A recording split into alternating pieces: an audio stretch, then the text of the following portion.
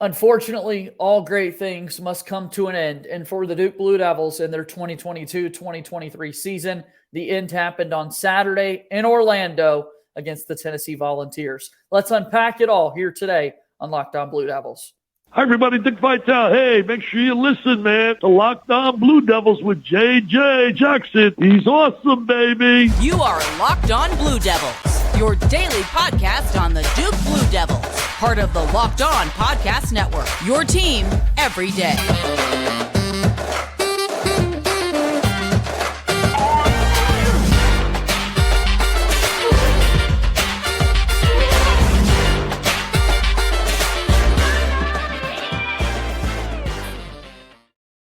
Hello, everybody, and welcome into another episode of the Locked On Blue Devils podcast. My name is JJ Jackson. It's so great to have you here with us on this Monday, March 20th, 2023.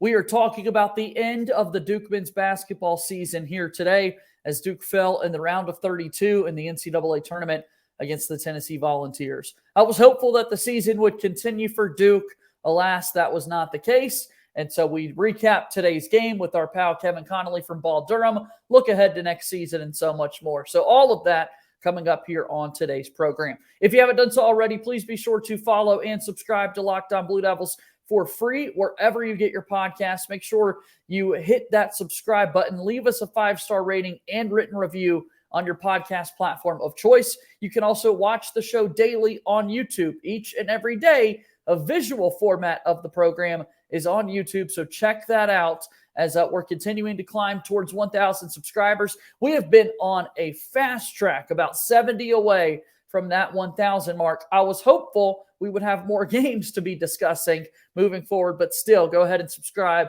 as we talk everything Duke basketball each and every day here on Locked On Blue Devils. Follow us on Twitter at LO_Blue Devils. And follow me on Twitter at _JJ_Jackson_.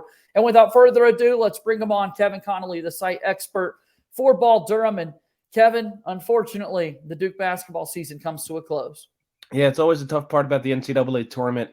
I guess if you have a really tough matchup, you could envision your season coming to an end. But for a school like Duke, you really never think going into a game they're going to lose. So it always hits you like a pound of bricks when the season ends. So many different angles of this game to talk about, so many different angles about this tournament run to discuss, right? I mean, you talk about Duke and how well they played in that game against Oral Roberts on Thursday, their first round victory. So many people were fearful of what Oral Roberts was going to be able to do against Duke, and Duke controlled the game from wire to wire, started out 12-0, and that just was not the case in this matchup with Tennessee. A very physical game. Also going into the game, you're starting to feel pretty good about Duke's chances. If you are living with a brain and you see Purdue, the number 1 seed in Duke's region, go down on Friday, you start to connect the dots on what that can mean for Duke moving forward. And unfortunately, it's Tennessee that's going to get to advance out of this. I mean, what jumps out to you initially from the game? What's one thing?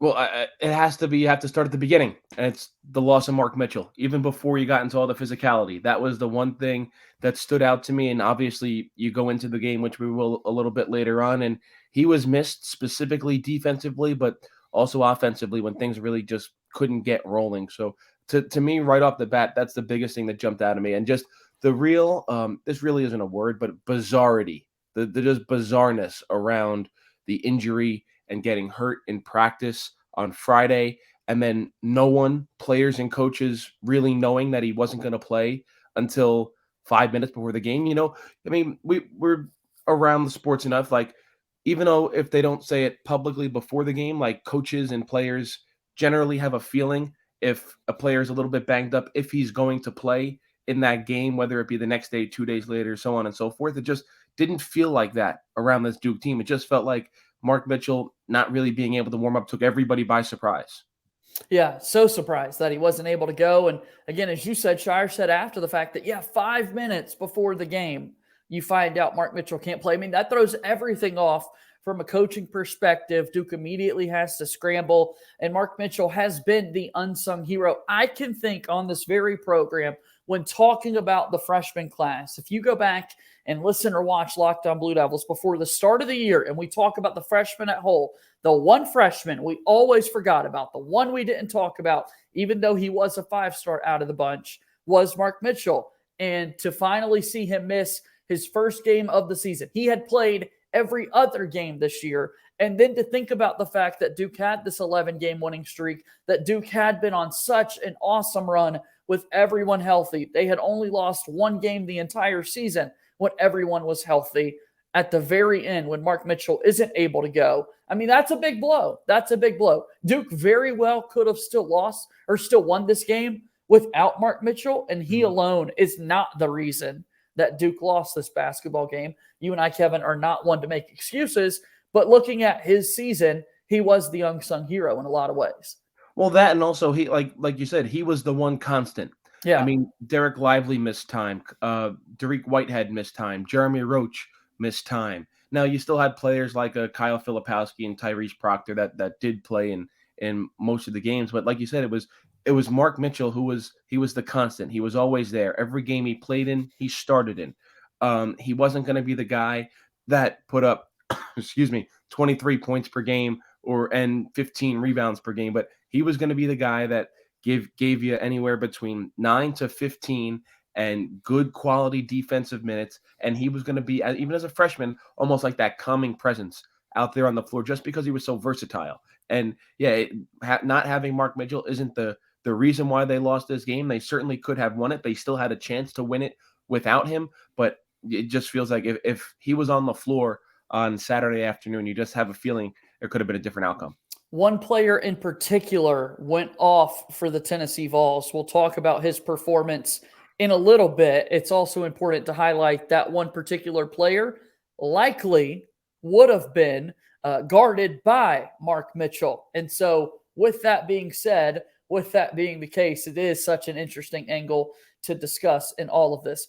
Kevin, given that the season is over, I'm going to do my very best, and I'd like for you to as well, to not think too much about next year and to truly live in the moment here. But the one thing I will say, given his absence in that round of 32 game, should Mark Mitchell decide to return to Duke for his sophomore season, I think everyone is going to be so thrilled to think about what he would be able to do, the sophomore jump he would be able to make. Yeah, absolutely. And you'd want to see that progression from each player who decides to come back and whatnot. But for Mark Mitchell, I mean, it's tough to make a player a captain as a sophomore.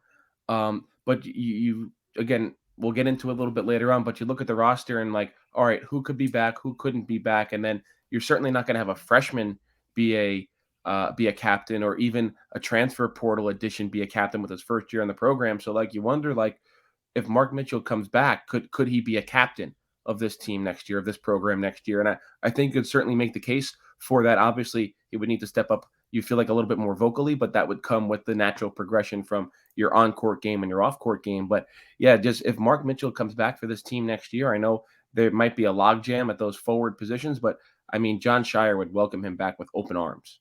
No doubt about that. Excited to see what Mark Mitchell could do next year for Duke if he does make that decision. Still plenty to unpack with this Duke basketball team. Again, their season comes to a close on Saturday with a loss against the Tennessee Vols. We'll continue our discussion here in a moment on Locked On Blue Devils. This time of year, March Madness is here, and that means also that the Built March Madness bracket has arrived. We know that you have a favorite bar or puff, and now it's time to make it count. Go to BuiltMarchMadness.com to vote for your favorite. I will be voting for the Cookies and Cream Built Bar. And if you want to support the Duke Blue Devils like myself to win, then you should vote for Cookies and Cream as well. Support your team, support your bar or puff by visiting BuiltMarchMadness.com. But one Locked On fan will win a 12-month subscription to Built to have Built's best bars or puffs delivered monthly straight to your door if you go and participate. You got to try Built. Built is the best protein bar ever. They're so amazing that they are good for you. They have 100% real chocolate. This is absolutely something that you want to put in your everyday life. So again, run to BuiltMarchMadness.com right now to vote for your favorite bar or puff and pick up a box while you're there. You can vote every day in March, so hop in and support your pick. Moving forward here on today's episode of Locked On Blue Devils, JJ Jackson alongside my pal Kevin Connolly, the site expert for Ball Durham. The season has come to a close, Kevin, but the coverage continues. Tell me a little bit about your website. Well, yeah, we got all the offseason coverage now, still wrapping up things from Saturday. Women's team actually in the round of 32 of their NCAA tournament, so we're still on top of that. But you can imagine we're still covering the shocking loss to Tennessee, and then as always with Duke basketball team, there's going to be a lot of offseason turnover and offseason news, so we'll certainly be on top of that as well. All right, so Duke falls 65-52 against Tennessee. We've talked a little bit about Mark Mitchell's absence because it set the tone as we kind of chronologically go back through the game and how it unfolded 5 minutes before the game. He does not play. So Duke's bench, that was already shortened as the winning streak progressed, got even shorter with Mitchell not being a part of it. So let's talk about this, Kevin. When we talk about the Duke basketball game against Tennessee, first thing, right out of the gates, in the first 4, 5, 6 minutes, it's immediately obvious how physical of a basketball game this is going to be. I mean, going back and watching this, it's crazy to think 2 or 3 fouls were reviewed instantly against Tennessee, whether or not they were flagrant. Kyle Filipowski got absolutely punished and bullied physically. I mean, Tennessee gave it to Duke right out of the gates. Yeah, I mean, Kyle Filipowski gets hip checked on like the second possession of the game. He gets an elbow on another one that he has a massive gush right underneath his eye. And yeah, I mean, you give credit to Tennessee. I mean, you hear coaches and players talk about all the time that they want to come out and set the tone and they want to take control of the game. And that's what Tennessee did. And I think for a little bit there in that first half, it certainly knocked Duke back. Like, not that they weren't anticipating it. I mean, Uros Plazvik, if I said that name right. I mean, he does have a bit of a reputation on Tennessee as a dirty player.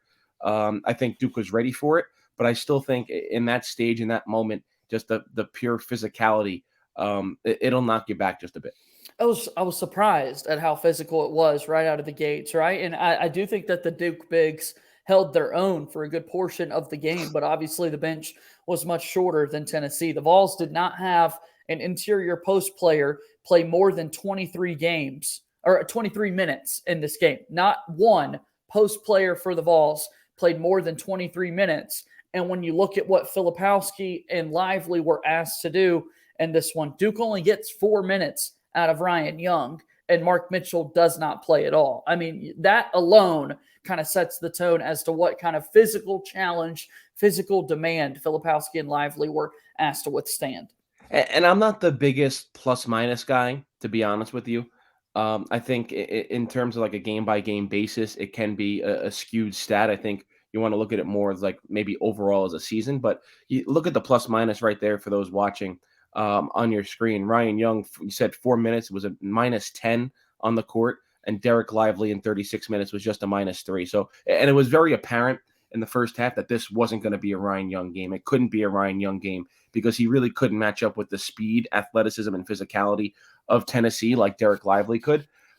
So then you're already looking with less of a bench because you don't have Mark Mitchell. You're really not going to play Ryan Young. So now you're basically down to 6 guys already. And Jacob Grandison, he was certainly not great in this game as well. So you had to try to shy away from him as much as possible. But then he was pressed into duty because you didn't have anybody else because Jeremy Roach was in foul trouble.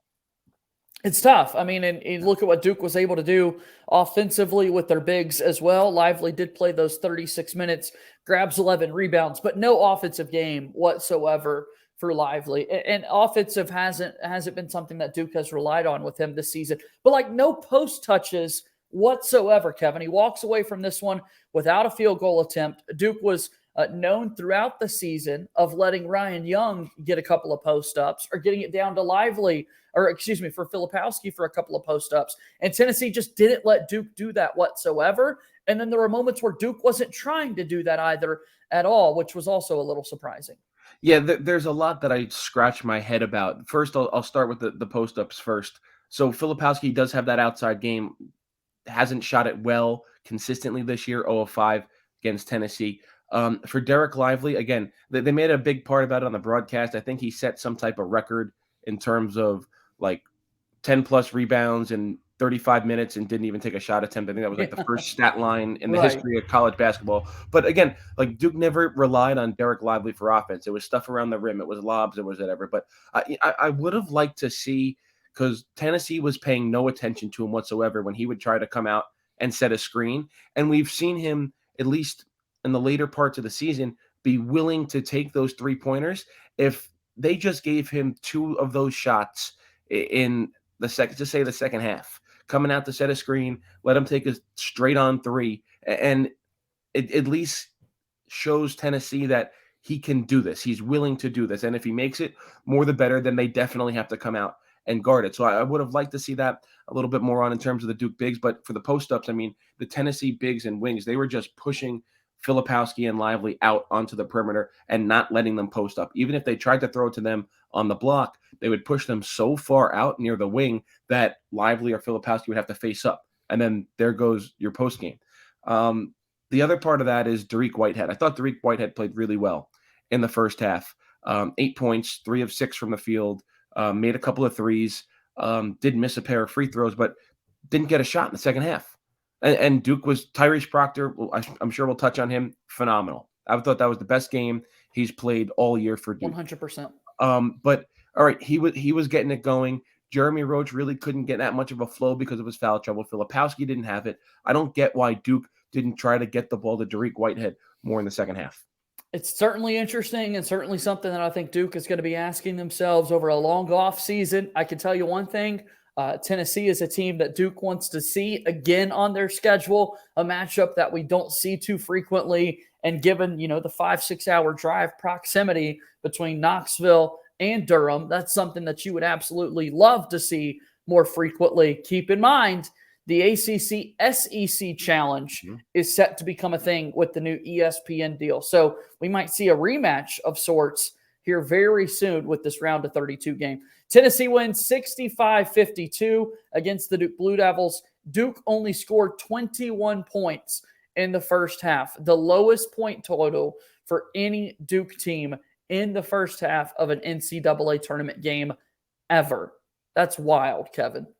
Yeah, and we talked about it a couple times during the regular season. I think the NC State game comes to mind, the one at home when Duke won. And we talked about the 3-point shooting. And we talked about how this team sometimes lives and dies by the 3-pointer. But I said it was encouraging how they beat NC State shooting so poorly because they were able to use their own physicality and get to the free throw line. And that's how they won the game. And it's, again, you could put, not blaming Mark Mitchell, not blaming the referees, but for how physical that game was between Duke and Tennessee, for how physical Tennessee played defense, it was really shocking that Duke only shot 7 free throws in the game.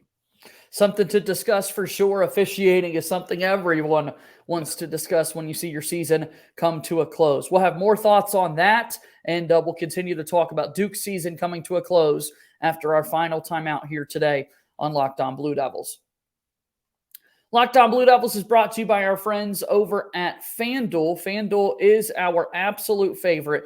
And this time of year, the tournament is heating up. We're heading to the Sweet 16, and now is the perfect time to download FanDuel, America's #1 sports book. New customers get a no-sweat first bet up to $1,000. That's bonus bets back if your first bet doesn't win.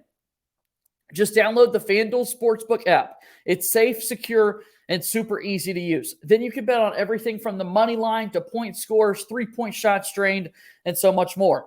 FanDuel even lets you combine your bets for a chance to win a bigger payout with the same game parlay. So don't miss the chance to get your no-sweat first bet up to $1,000 in bonus bets when you go to FanDuel.com/lockedon. That's FanDuel.com/lockedon to learn more. Make every moment more with FanDuel, an official sports betting partner of the NBA.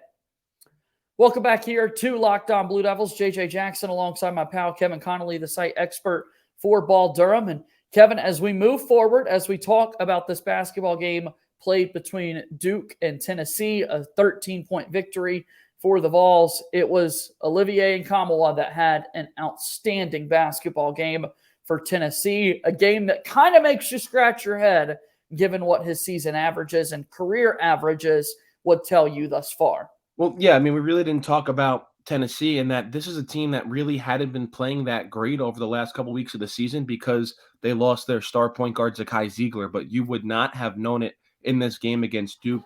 They're not really known as a three-point shooting team. They shoot 9 of 21. You talk about Kamoa, 27 points, 23 of them in the second half. And just when you thought Duke was doing a better job on Vescovi, the point guard, who felt like everything he was throwing up was going in, then Kamoa comes alive and just Duke, they couldn't get the timely stops defensively. We can go back and examine the plays when they're within 1 or within 2 and they just couldn't either get a rebound or a call didn't go their way or late in the shot clock, a dunk or a three-pointer. Just they couldn't get those timely stops in this game to try and get over the hump and get within real striking distance of Tennessee.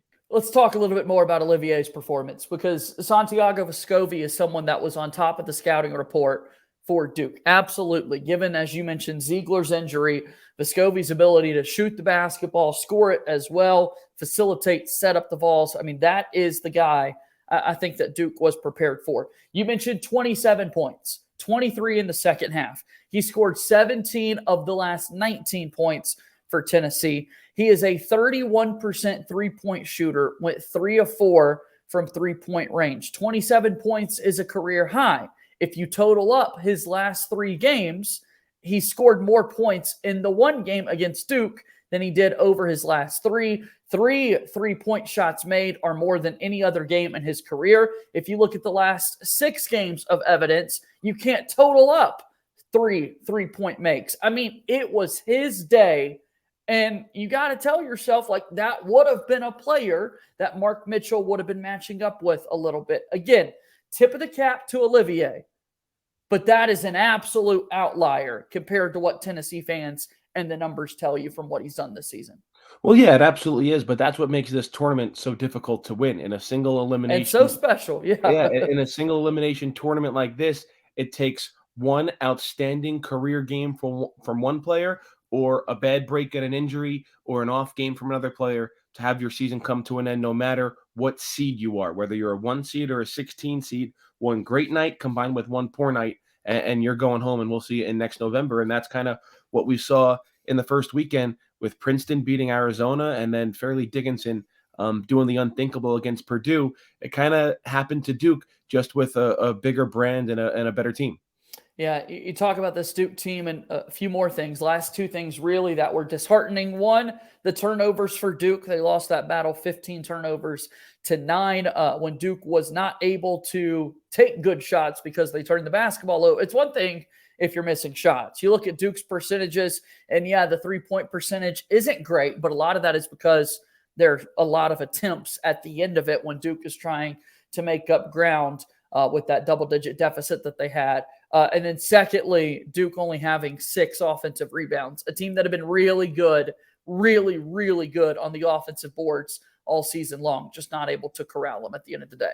Yeah, and I thought Duke played well offensively up until those final couple of minutes in the second half. I really thought they did. I thought they bounced back from a really poor end of the first half when Tennessee went on a 14-2 run over the final 8 minutes or so in that first half. I thought Duke responded in the second half well offensively, but it came down to the defensive side of the ball, and that's where they just couldn't get the timely stops to allow Tyrese Proctor and their offense to try and keep them within striking distance or take a lead, because they did get their deficit down to 1 a couple minutes into that second half.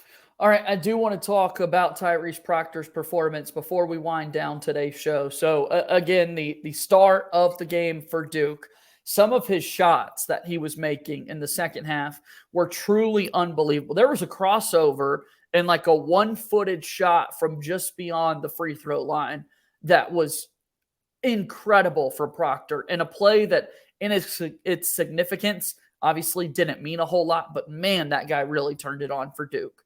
It was as pro-like of a performance we've seen from a Duke player this season, I think. I think when you watch Tyrese Proctor on Saturday against Tennessee, like, oh my God, like that's a pro move. Like that's an NBA move. Right. Like, and this is, I know it gets talked about a lot throughout the course of the season, but this is a kid that's supposed to be in high school, really wasn't supposed to be on this Duke team, reclassified a year early. So I don't know if a game like that makes people nervous that all right, this guy's showing professional moves. Like, is he going to bolt after 1 year? Is he going to stick around? I think the hope and the expectation right now is that he does stick around because he's going to be your lead guard next year, even though you have Caleb Foster coming in, who I think could be a 2 to 3 year player like Jeremy Roach was in his career. So I think the major hope for Duke, and I think maybe the biggest recruiting pitch John Scheyer is going to have to make this offseason in this next couple of weeks is to get Tyrese Proctor to stay for his sophomore year. Can't wait to have those conversations, and we're certainly going to do that in the coming days and weeks here on Locked On Blue Devils. Make sure you go check out Ball Durham for all of Kevin's coverage of Duke basketball. Kevin, as always, it's such a privilege to have you here on the show. Thanks for stopping by. JJ, appreciated all your time this season, and we'll talk in the offseason, all right? Go Duke, man. Yes, sir. All right, that's Kevin Connolly joining us here on the program, and that's going to wrap up our episode of Locked On Blue Devils here today. Again, please make sure you do us a favor. Go follow this podcast wherever you get them. Hit that subscribe button. Leave us a 5-star rating and review. Follow me on Twitter at _JJ_Jackson_. Follow the show on Twitter at LO_Blue Devils. Make sure you also hit that subscribe button on YouTube and watch the show daily each and every day. That's going to do it for today's show. As always, go Duke. I'll talk to you tomorrow. My name is JJ Jackson. Thank you and good day.